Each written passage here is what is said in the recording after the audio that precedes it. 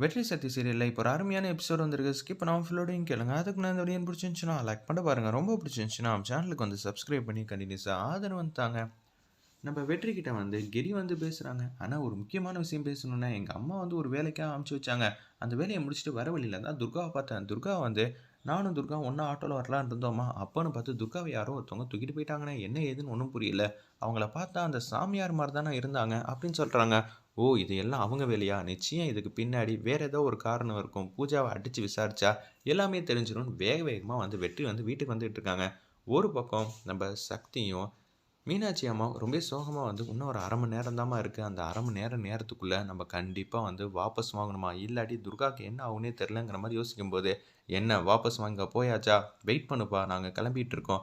இன்னும் 25 நிமிஷம் தான் டைம் இருக்கு. பார்த்துக்க. அந்த 25 நிமிஷத்துக்குள்ள உனக்கு ஏதாவது வந்து நல்லபடியா நடக்கணும்னா, நீ கண்டிப்பா வாபஸ் வாங்கி தான் ஆகணும். இல்லாட்டி துர்காவ நீ மறக்க வேண்டியது தான்." அப்படின்னு சொல்லிடுறாங்க அந்த இடத்துல.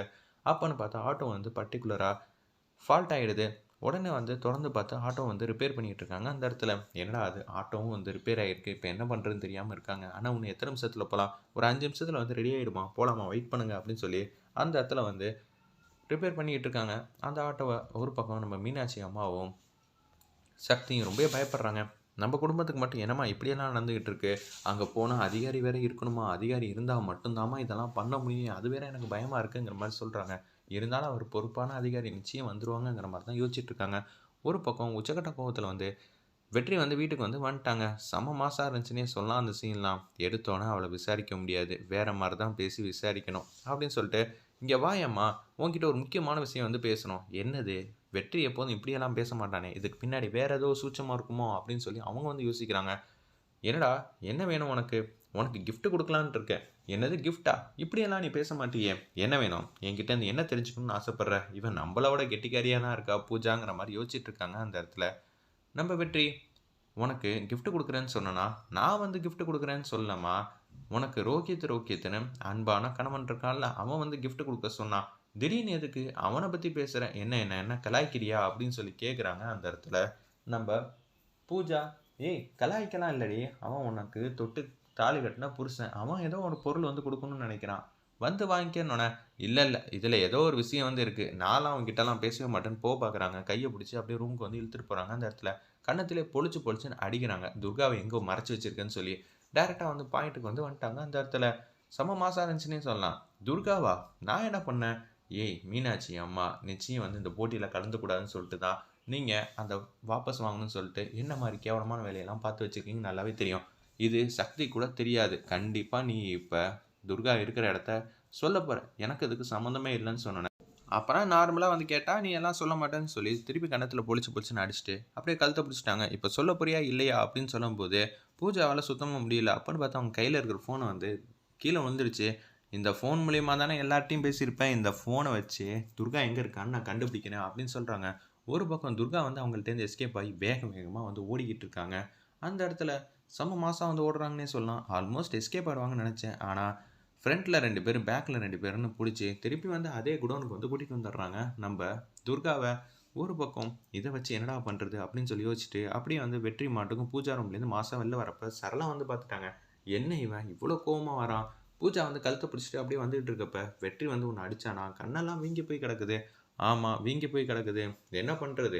ஆனா அவன் செல்ஃபோன் வந்து எடுத்துட்டு போயிட்டான். ஏய் அந்த செல்ஃபோன் மூலியமா தான மாரிக்கு வந்து தகவல் வந்து சொல்லியிருப்ப. கண்டுபிடிச்சிட போறான். ஆமா கண்டெல்லாம் பிடிக்கிறோமா, அவனுக்கு எல்லா விஷயமும் தெரிஞ்சிருச்சு. நான் தான் துர்காவ தூக்குனேன்னு. எந்த இடத்துல வச்சிருக்கேன்னு சொல்லி தான் என்ன கேட்டான். அப்பதான் இவன் செல்ஃபோன புடுங்கிட்டு போயிட்டான். அந்த செல்ஃபோன்ல நான் எதுவும் பேசலம்மா. நான் வேற செல்ஃபோன்ல தான் பேசியிருக்கேன் அப்படின்னு சொல்லி அந்த பர்ட்டிகுலர் செல்ஃபோன எடுத்து அப்படியே மாரிக்கு வந்து கால் பண்றாங்க. துர்கா வந்து எஸ்கேப் ஆயிட்டா. அதுக்கப்புறம் திருப்பியும் புடிச்சுட்டு வந்தேன்.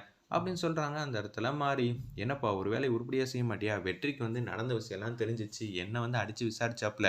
வெற்றி கையில மாட்டுனேன்னு வச்சுக்கயேன் இருக்கிற கோவத்த, அப்புறம் அவ்வளதான். உன்ன விட 10 மடங்கு செம்ம மாஸா வந்துகிட்டு இருக்கான். ஐயய்யோ! அவன எப்புட்றா சமாளிக்கிறது? ரொம்பவே கஷ்டமா இருக்கே! இவன மாரி ஒரு ஆளெல்லாம் வச்சுக்கிட்டு, நம்பளால வந்து எதுவுமே பண்ண முடியாதுன்னு" மாறி வந்து செம்மையா வந்து பயப்படுறாப்புல அந்த இடத்துல. நம்ம வெற்றிய பார்த்து இடத்த வந்து மாத்திருன்னோனே, அப்படியே வந்து துர்கா வந்து யோசிக்கிறாங்க. "ஓ! எங்க வெற்றி மாமாவுக்கு தெரிஞ்சிருச்சா?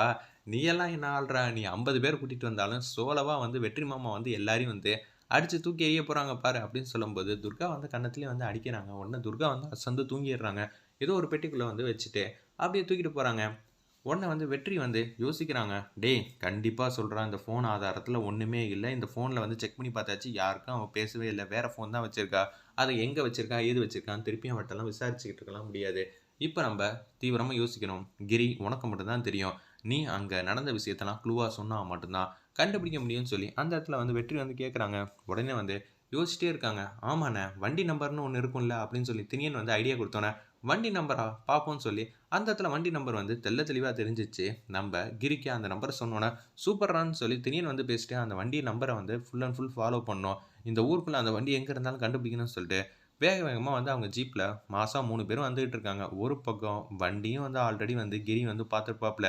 வெற்றிக்கிட்ட சொன்னானா முடிஞ்சிடுச்சு. அதனால் வண்டியை மாற்றிடுவோன்னு சொல்லி சின்ன யானையில் அந்த பெட்டியை தூக்கி வச்சுட்டு அப்படியே மாறி மட்டும்தான் ஓட்டுறாங்க. டேய் நீங்கள் யாருமே வரக்கூடாது சரியா அப்படின்னு சொல்லிட்டு அவங்க எல்லாரையும் வந்து அந்த வண்டியை எடுத்துகிட்டு அப்படியே வெளியூருக்கு வந்து போக சொல்லிடுறாங்க. அந்த இடத்துல மாறி மட்டும் அந்த பொருளை வந்து எடுத்துகிட்டு அப்படியே வந்துக்கிட்டே இருக்காங்க. அந்த இடத்துல அப்பன்னு பார்த்து வெற்றி வந்து வண்டி வந்து ரிப்பேர் ஆகி நின்றுது. உடனே குடுகுடுன்னு கீழே இறங்கி போகிறாங்க. வந்தோடனே டேய் ஏதாவது வண்டி இருக்கான்னு பாடுறா அப்படின்னு சொன்னோன்னே மாறி வண்டியும் அது வழியாக தான் வந்துகிட்டு இருக்கு. அந்த வண்டியில தான் நம்ம துர்கா வந்து நல்லா அசந்து வந்து தூங்கிட்டு இருக்கிற மாதிரி காட்டுறாங்க. ஒரு பக்கம் வந்து சக்தி வந்து ஆட்டோ வந்து ரெடி ஆயிடுச்சு போல இருக்கு. வேகமாக வந்து அந்த ஆஃபீஸர் இருக்கிற இடத்துக்கு வந்துடுறாங்க. என்னம்மா யாருமே காணோம். நம்ம ரொம்ப சீக்கிரம் வந்துட்டோம் போல இருக்கு. என்னம்மா பண்ணுறது? இன்னும் வந்து அவகாசம் வேற கம்மியாக தான் இருக்கு. என்ன பண்ணுறதுனே தெரிலங்கிற மாதிரி யோசிச்சுட்டு இருக்காங்க. 15 நிமிஷம் தான் இருக்குமா அப்படின்னு சொல்லும்போது ஒருத்தர் வராங்க. எங்கே இருக்காங்க? அந்த அதிகாரி இருக்காங்கன்னு தெரியுமா அப்படின்னு சொல்லி கேட்டோன்னே எனக்கெல்லாம் தெரியாது அப்படின்னு சொல்லிடுறாங்க. இன்னொருத்தவங்க இன்னொரு 5 நிமிஷம் கழிச்சு வராங்க. அவங்க கலெக்டர் ஆஃபீஸில் இருக்காங்க. முக்கியமான மீட்டிங் இருக்குது. ஃபோன் அடிச்சு பார்க்குறாங்க. சுவிட்ச் ஆஃப்னு வருது. அப்பன்னு பார்த்து, "என்னம்மா கலெக்டர் ஆஃபீஸ்க்குலாம் போயிட்டு இருந்தா 1/2 மணி நேரத்துக்கு மேலே ஆயிடுமா? இனிமேட்டு நம்மளால என்னம்மா பண்ண முடியும்? ஒண்ணும் பண்ண முடியாதுல்லே!" அப்படின்னு சொல்லி ரொம்பவே பதட்டமா, பயந்துகிட்டு யோசிச்சுட்டு இருக்காங்க அந்த இடத்துல. நம்ம சக்தியும், மீனாட்சியும் ஒரு பக்கம் அந்த வண்டிக்கு வந்துகிட்டு இருக்கு போல இருக்கு. மாரி வண்டி. அந்த வண்டியில வந்து திடீர்னு வந்து லிஃப்ட் கேட்குறாங்க. சரி குடுப்போம். உள்ளூர் ஆள் ஒரு ஆள் இருந்தா வசதியா தான் இருக்குங்கிற மாரி யோசிக்கிறாங்க. உடனே வந்து சரி வாப்பா அப்படின்னு சொல்லி மாறி வந்து பர்மிஷன் கொடுத்தானோடனே அண்ணா வாண்ணே அப்படின்னு சொன்னோன்னே வெற்றி வந்து முன்னாடி வந்து நிற்கிறாங்க. ஐயையோ இவன் வந்து பார்த்தா அவ்வளோதான் முடிஞ்சிருமே, இப்பயே வந்து துர்கா வந்து காப்பாற்றிடுவாங்க. அதுக்கப்புறமேட்டுக்கு பூஜா வந்து நம்மளை கண்ணா அப்படின்னா திட்டுவா. நம்ம இதில் வந்து தோல்வியே சந்திச்சதில்லை, இங்கே என்னடா சாதாரண ஒருத்தருக்கெல்லாம் பார்த்து பயப்பட வேண்டியதாக இருக்குன்னு சொல்லிட்டு கர்ச்சிப் வந்து மூஞ்சில் வந்து டக்கு டக்குன்னு கட்டிடுறாங்க அந்த இடத்துல. அப்போன்னு பார்த்து வண்டியில ஏறி வந்து உட்கார்றாங்க. நம்ம வெற்றி வேற லெவல்ல மாஸா இருந்துச்சுன்னே சொல்லலாம். ஐய்யய்யோ! இவன் இருக்கிற கோவத்த பார்த்தா எனக்கு ரொம்பவே பயமா இருக்கே! எப்புட்றா இந்த விஷயத்தெல்லாம் சமாளிக்கிறதுன்னு தெரியாம தடுமாற்றத்துல வந்து இருக்காங்க. ஒரு பக்கம் நம்ப ரங்கநாயகி அம்மா வந்து எப்படி இருந்தாலும் இந்த போட்டியில வந்து நம்ம ஜெயிச்சே ஆகணும். ஒவ்வொரு வாட்டியும் நம்மள அசிங்கப்படுத்திக்கிட்டே இருக்கா. மீனாட்சி சாதாரண இட்லி கடை வச்சிருக்கா. என்ன செஞ்சுருவான்னு நெனச்சு யோசிச்சோம். ஆனா அவ ஜெயிச்சுருவா போல இருக்கேங்கிற மாரி பட்டத்தின் உச்சத்துல இருக்காங்க நம்ப ரங்கநாயகி அம்மா அந்த இடத்துல. ஆபீஸர பார்க்க முடியலன்னு சொல்லி சோகமா இருக்காங்க. நம்ம மீனாட்சி அம்மாவும், சக்தியும்.